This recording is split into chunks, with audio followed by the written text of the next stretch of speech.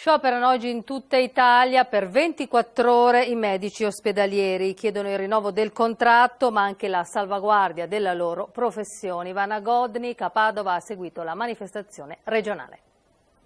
Riducendo le risorse si riducono anche i servizi. Turni che sono inadeguati, con il personale che è diventato assolutamente insufficiente e con strutture che non sono più adeguate a una salute moderna. Distribuiscono volantini e spiegano le ragioni per le quali oggi qui a Padova, ma in realtà in tutto il Veneto e in tutta Italia, hanno deciso di incrociare le braccia. Davanti al monoblocco dell'ingresso del Policlinico Patavino, la manifestazione di riferimento regionale in questa giornata di stop di medici, dirigenti sanitari, veterinari della sanità pubblica.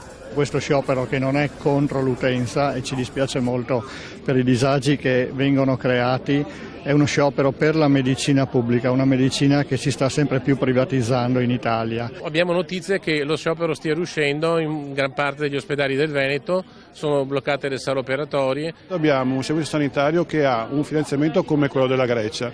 In realtà noi abbiamo una resa decisamente superiore grazie a molte attività volontaristiche dei medici che portano avanti a questo punto quello che è una vera missione per lavorare molte volte oltre gli straordinari pagati. Scelta sofferta, come spiegano i camici bianchi, sostenuta dalla maggior parte delle sigle sindacali per attirare l'attenzione su un settore che negli ultimi anni si è sentito del tutto abbandonato. Lo sciopero si concluderà a mezzanotte. E quali sono le prestazioni garantite però?